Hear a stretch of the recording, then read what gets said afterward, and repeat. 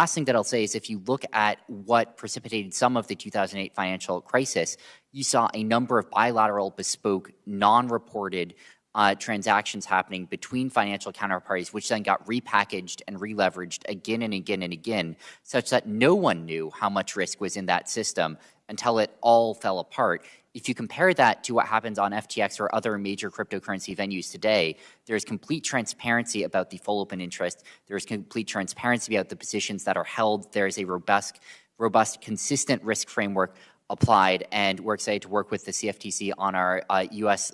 licensed and regulated venue to bring a lot of this. Boy, oh boy, oh boy, oh boy, oh boy. We got to revisit this story involving Democrat mega donor Sam Bankman-Fried, who has went bankrupt after the collapse of his cryptocurrency exchange, FTX, in the last week. Again, this is probably the biggest go woke, go broke story ever because this guy was the second largest mega donor to the Democrat Party behind George Soros. And this story just got even bigger and more weirder and deeper as there are theories and stories floating around about the relationship between Sam Bankman-Fried and his FTX exchange, the U.S. government, and Ukraine, because the U.S. government is giving money to Ukraine to fund the war. And apparently FTX and Ukraine are partnered when it comes to facilitating cryptocurrency transactions, which has led to theories regarding money laundering, right? Is there some money laundering going on here? Namely, is the U.S. government giving taxpayer funds to Ukraine?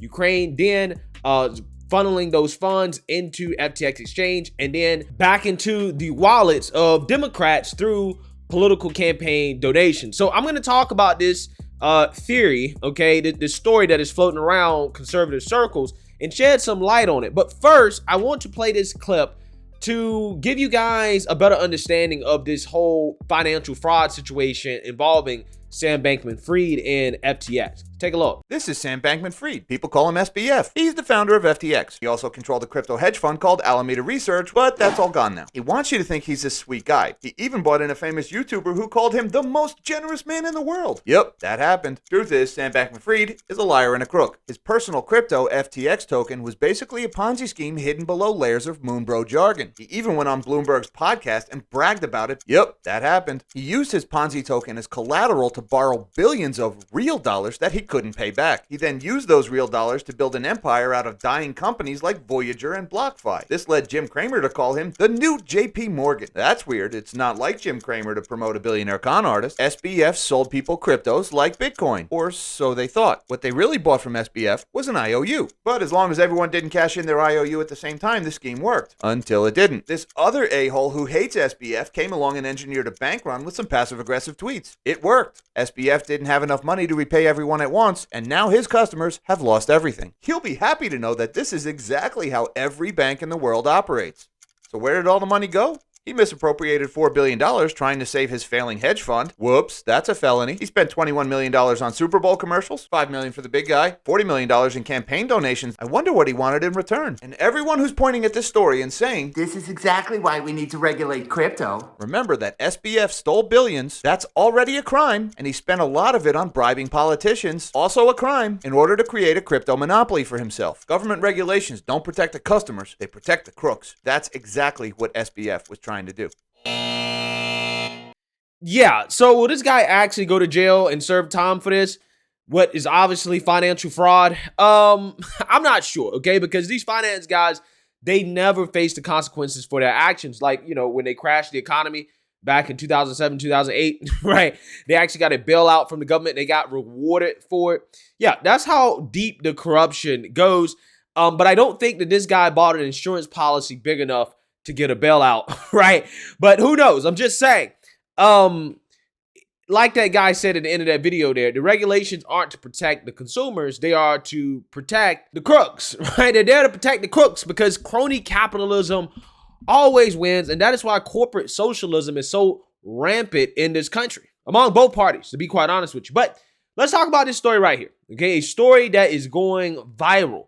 That is a story that alludes to the idea that Democrats are money laundering funds through Ukraine and FTX exchange to Democrat politicians and their campaigns through the donations from Sam Bankman-Fried and his foundation and this crypto company. Okay, so I want to read about the connection between the U.S. government, Ukraine, this exchange, and let's see what we can make out of this. So let's go ahead and get into it.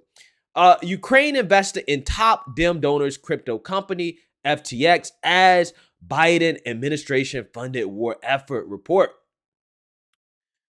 The multi-billion-dollar cryptocurrency company FTX, run by CEO Sam Bankman-Fried, the second biggest Democrat donor right after George Soros, collapsed last week as details emerged regarding their financial practices, which led to a run by customers on FTX. FTX did not have the funds to pay out. It was also revealed that FTX had partnered with Ukraine to process donations to their war efforts within days of Joe Biden pledging billions of American tax dollars to the country. Ukraine invested into FTX as the Biden administration funneled funds into the invaded nation, and FTX then made massive donations to Democrats in the U.S. Wow. Yeah, so again, when you read this, this sounds, again, like money laundering, okay? It sounds like textbook classic corruption. This is how you kind of use billions of dollars in taxpayer funding, okay, that nobody is going to account for because, again, it's billions of dollars. Hard to account for what you're doing with billions of dollars, okay? Classic government inefficiency here. Being funneled to Ukraine, and then Ukraine investing, and key word here, investing. I want you guys to focus on that word, investing those funds into FTX, and then FTX making massive political donations to Democrats. That is what this article is saying, and this is what everybody is focused on here. And essentially, again, the accusations that, well, Democrats who are leading these donations to Ukraine are using this to funnel the money back into their own pockets, okay, into their own campaigns. This is what the allegations are. So let's read more here and what this is based off of. An article from the cryptocurrency news site CoinDesk from March 18, 2022 reported that Ukraine partnered with FTX and that, quote, FTX is converting crypto contributions to Ukraine's war effort into fiat for deposit at the National Bank of Ukraine. Fiat is the legal tender or paper money of a particular country. Yeah, so I'm going to elaborate on what it all means here, but I just want to read some things here first. Alex Bernson says, this is where I really, truly need another reporter, one who is skilled on financial fraud and not afraid to chase a story that could be very bad for Democrats. The Venn diagram is small. Okay. So let's read more here. Putin invaded on February 24th, and by March, the Biden administration had already sent a total of $2 billion to Ukraine for security assistance. On March 16, 2 days after the Ukraine FTX partnership, Biden gave another $800 million to Ukraine. As of November, the U.S. has sent over $60 billion to Ukraine. Okay, so here we are, the Ukrainian government partnering with FTX. Okay, and this guy Sam Bankman-Fried made a bunch of donations to the Democrat Party. Okay, he was a significant donor. And this is for the 2021-2022 cycle. So what does this all mean? How do you interpret this? Okay. And one of the reasons why I'm doing this story is because I used to work in the finance industry. I am not an expert by any means. I wouldn't call myself an expert, but I'm definitely more knowledgeable than most people on this subject. And I just want to say this, okay? There is no doubt in my mind, okay, that some way, somehow, Democrats are probably using taxpayer money to fund their campaigns in a way that is sketchy. There's no doubt in my mind that that is probably happening. However, with this story right here, a lot of people don't really understand what they're reading or what the nature of the partnership is with Ukraine and FTX. So let me explain to you guys what's happening. FTX is simply an exchange or platform that is being used to accept donations. Those donations are then taken and converted into the currency of the country that FTX is trying to support, okay? And that money is then given to that country. So to be more specific, let me give you guys a real transaction here that I think is the nature of the relationship between FTX and Ukraine.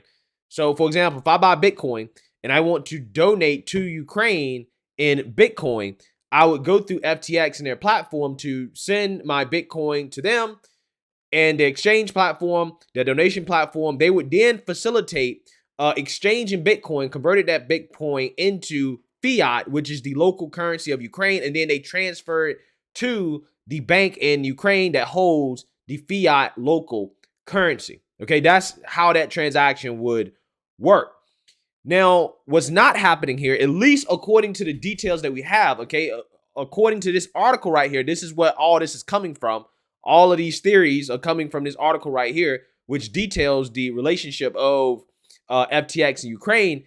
What's not happening is the other way around, okay? There's no evidence to suggest that Ukraine is pouring money that they receive from the United States into FTX, and then FTX is taking that money and, I don't know, converting it into, their own money or whatever, and then taking that money and donate to the politicians. There's no evidence that that is happening. Now, I'm not saying that can't happen.